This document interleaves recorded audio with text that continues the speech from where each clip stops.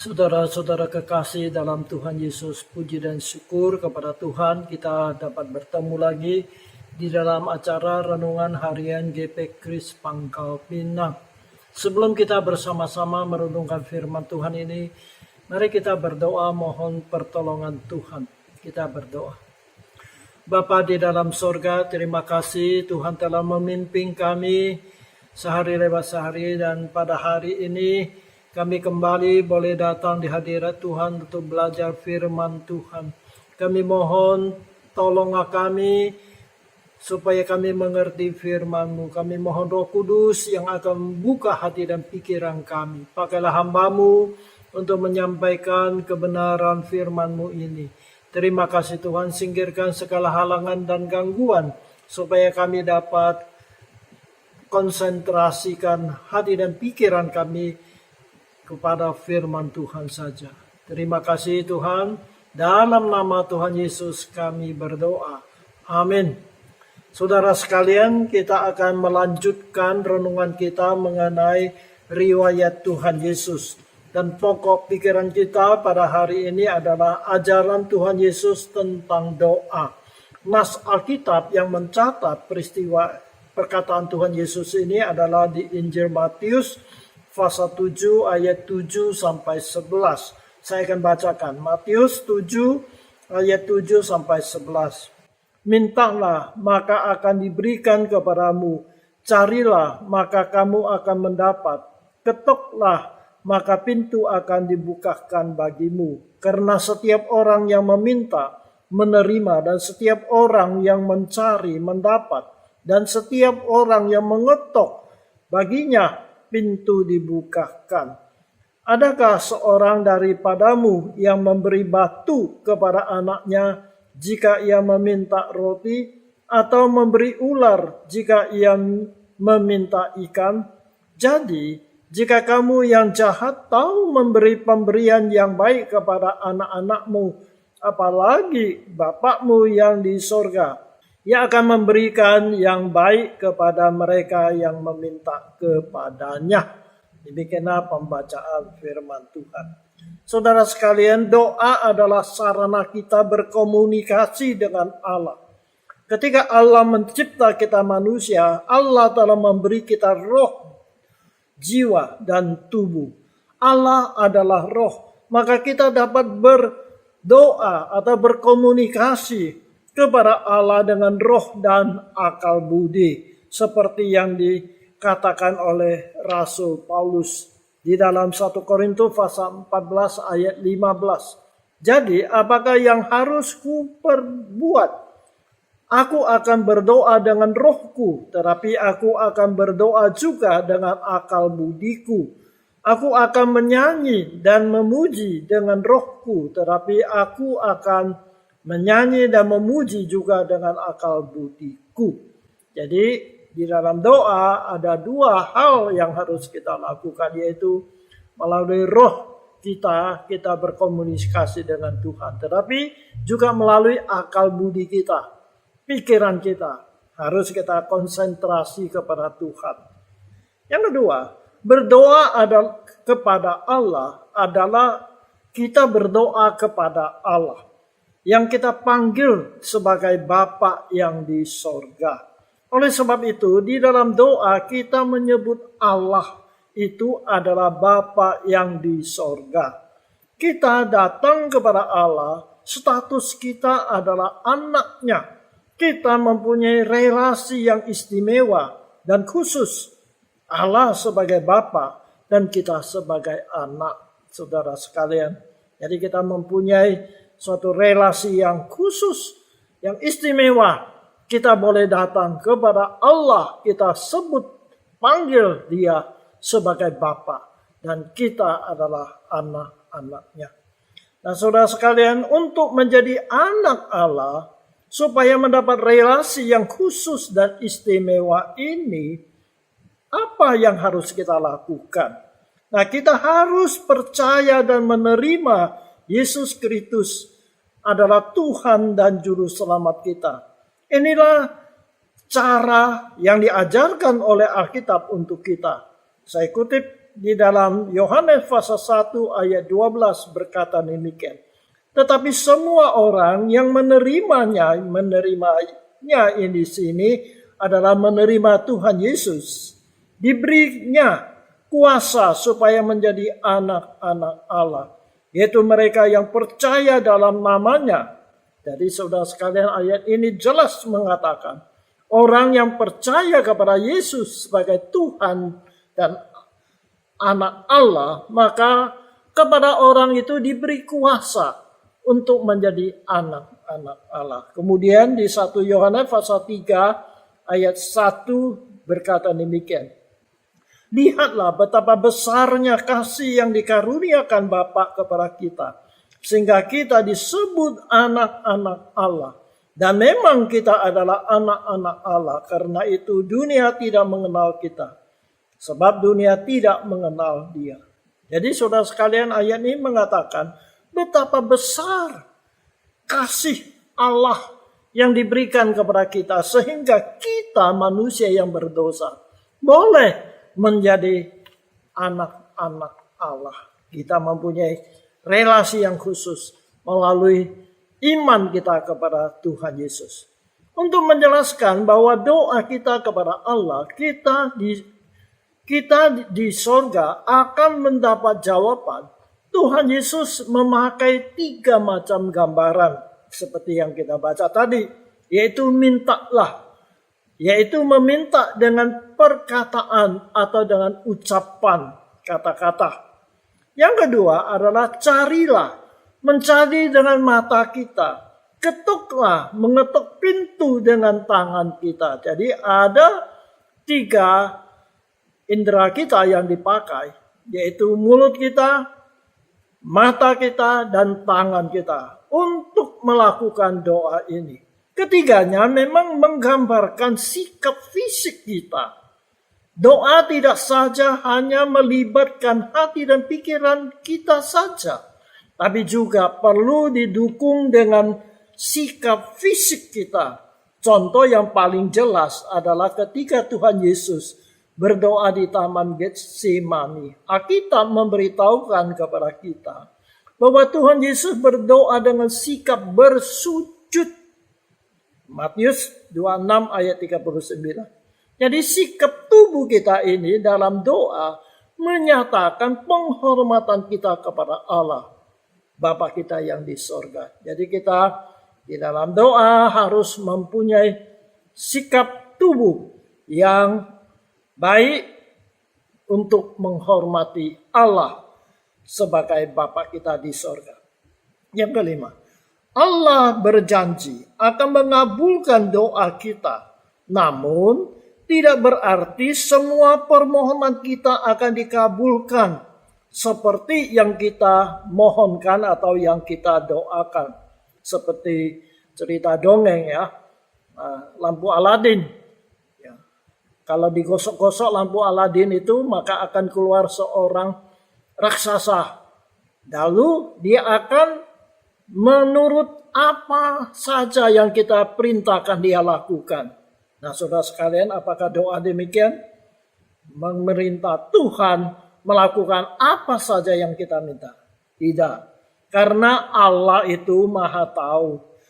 Dia ada kalanya karena ketidaktahuan kita, sehingga apa yang kita mohonkan tidak baik untuk kita, bahkan berbahaya untuk kita. Maka Allah sebagai Bapa kita yang mengasihi kita akan menjawab doa kita tidak seperti yang kita mintakan.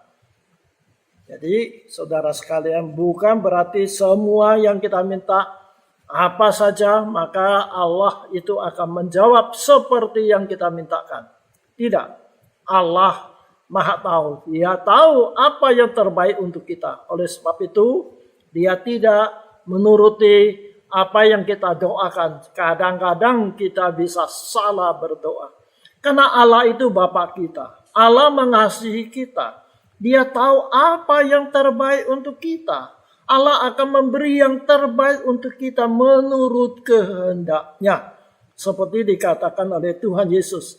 Bapa duniawi yang jahat pun akan memberi yang baik untuk anak-anaknya.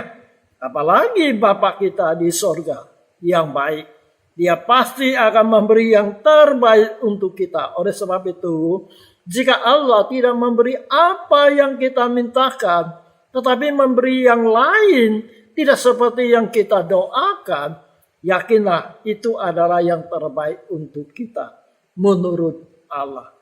Ada beberapa hal yang perlu kita perhatikan supaya Allah yang di sorga itu mendengar dan menjawab doa kita. Antara lain adalah berdoa menurut kehendak Allah. Jika doa kita tidak sesuai dengan kehendak Allah atau tidak sesuai dengan rencana Allah dalam hidup kita, maka Allah tidak akan mengabulkan doa kita. Tetapi jika doa kita sesuai dengan rencana Allah, maka Allah pasti akan mengabulkan doa kita. Saya kutip 1 Yohanes pasal 5 ayat 14 demikian. Dan inilah keberanian percaya kita kepadanya, yaitu bahwa Ia mengabulkan doa kita jikalau kita meminta sesuatu kepadanya menurut kehendaknya. Jadi doa kita dikabulkan, permohonan kita dikabulkan kalau kita memohonnya sesuai dengan kehendak Allah. Contoh dalam hal ini adalah Tuhan Yesus. Ketika dia berdoa di Taman Getsemani. Di dalam Injil Matius pasal 26, 39. Maka kita akan membaca bagaimana doa Tuhan Yesus. Demikian. Ya Bapakku, jikalau sekiranya mungkin biarlah cawan ini lalu daripadaku. Tetapi janganlah seperti yang ku kehendaki, melainkan seperti yang engkau kehendaki. Jadi kita menyerah kepada Tuhan menurut kehendak Tuhan yang jadi, bukan menurut kemauan kita. Baik, berdoa dalam nama Tuhan Yesus. Kenapa? Karena Allah Maha Suci, Maha Mulia. Kita manusia adalah orang yang berdosa dan yang najis. Sesungguhnya kita tidak layak datang kepada Allah yang Maha Mulia itu. Namun Tuhan Yesus telah menebus kita dari kuasa dosa dan iblis. Oleh sebab itu, melalui Tuhan Yesus, kita dapat datang menghampiri tahta anugerah Allah. Oleh sebab itu, kita harus berdoa dalam nama Tuhan Yesus atau demi nama Tuhan Yesus.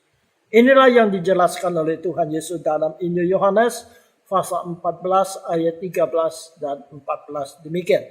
Dan apa juga yang kamu minta dalam namaku, kata Tuhan Yesus, aku akan melakukannya, supaya Bapa dipermuliakan di dalam Anak.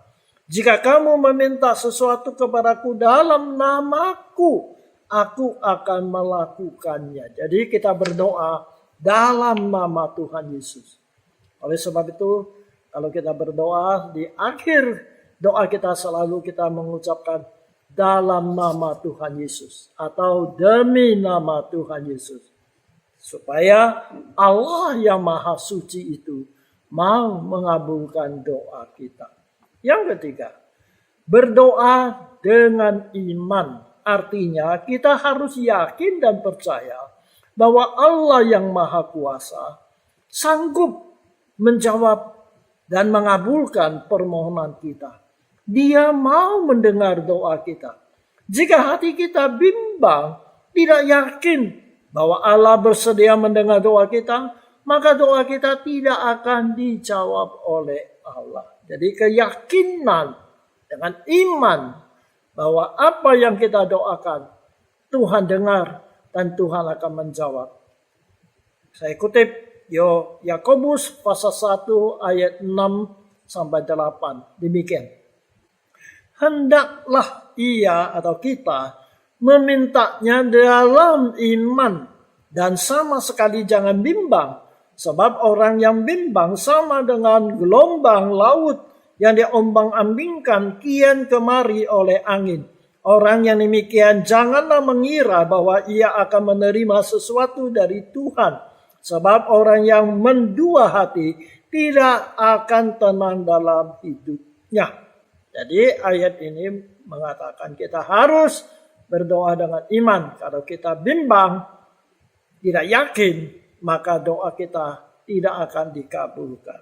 Yang keempat, berdoa dengan tekun. Dalam konteks apa yang dikatakan oleh Tuhan Yesus tentang doa, yaitu memintalah, carilah, ketuklah. Kata-kata yang dipakai tersebut adalah kata-kata kerja yang berlangsung terus-menerus. Artinya, kalau kita minta, bukan hanya satu kali, tetapi kita minta terus-menerus. Kalau kita mencari, bukan cari satu kali saja, tetapi terus-menerus mencarinya. Kalau kita ketok pintu, bukan satu kali kita ketok pintu, tapi kita terus-menerus mengetoknya. Jadi bukanlah sekali minta, lalu berhenti. Bukan sekali kita cari, lalu tidak mencari lagi. Bukan satu kali kita ketok pintu, lalu kita tidak ketok lagi. Tetapi kita harus terus-menerus melakukan. Jadi kita harus tekun di dalam doa. Mungkin doa satu kali Tuhan belum jawab. Dua kali kita doa seterusnya sampai Tuhan mengabulkan. Saudara sekalian, doa adalah hak istimewa yang Allah berikan kepada kita sebagai anak-anak-Nya. Kapan saja, di mana saja kita boleh langsung datang ke hadirat Allah untuk memohonkan doa kepadanya. Jadi tidak harus tanggal tertentu, di tempat tertentu. Tidak. Di mana saja, kapan saja, kita boleh datang langsung kepada Allah untuk memohon kepadanya. Allah akan menjawab permohonan kita, tapi menurut kehendaknya yang terbaik. Ada beberapa hal yang perlu kita perhatikan dan dalam doa-doa kita seperti yang sudah saya jelaskan tadi. Yang pertama, berdoa menurut kehendak Allah, bukan menurut kehendak kita. Kedua, berdoa dalam nama Tuhan Yesus atau demi nama Tuhan Yesus. Yang ketiga, berdoa dengan iman. Kita tidak boleh bimbang, ragu. Yang keempat, berdoa dengan tekun. Tidak putus asa, tidak henti-hentinya. Doa adalah memohon Allah melakukan apa yang kita tidak dapat lakukan. Jadi ada hal-hal yang kita tidak dapat melakukan. Kita mohon Allah yang melakukannya untuk kita. Kiranya Tuhan menolong kita. Amin. Mari kita berdoa. Bapa di dalam surga, terima kasih Engkau begitu mengasihi kami. Engkau memberi kami suatu hak istimewa. Engkau mengangkat kami sebagai anak-anak-Mu. Dan Engkau memberi kami kesempatan setiap waktu, di mana saja boleh berdoa kepada Engkau. Dan Engkau yang maha kuasa, maha tahu akan menjawab, mengabulkan doa kami. Terima kasih Tuhan, ini hak istimewa yang Tuhan berikan kepada kami. Kami manusia yang berdosa, yang najis. Tetapi Tuhan Engkau begitu mengasihi kami. Supaya kami boleh selalu mendekatkan diri kami kepada Engkau melalui doa-doa kami. Tolong kami ya Tuhan. Selama kami hidup dalam dunia ini, kami selalu mengambil kesempatan berdoa di hadapan-Mu. Supaya kami boleh membangun satu relasi yang intim dengan Tuhan. Terima kasih. Dalam nama Tuhan Yesus kami berdoa. Amin. Kiranya Tuhan berkati kita sampai bertemu lagi pada kesempatan yang lain.